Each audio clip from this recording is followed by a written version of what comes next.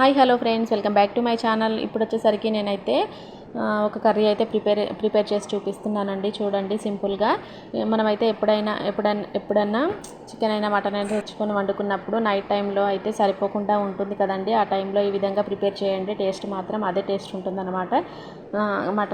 Mutton అయినా chicken అయినా ఈ విధంగానే ప్రిపేర్ చేసుకోవచ్చు. కొద్దిగా ఉంటే మాత్రం చూసారు కదండి, కడాయి పెట్టేసుకొని కొద్దిగా ఆయిల్ వేసుకొని, ఆయిల్ కొద్దిగా హీట్ అయిన తర్వాత ఉల్లిపాయ ముక్కలు వేసుకొని కొద్దిగా ఫ్రై అయిన తర్వాత అందులోకి అల్లం వెల్లుల్లి పేస్ట్, పసుపు వేసుకొని ఫ్రై చేసుకోవాలి.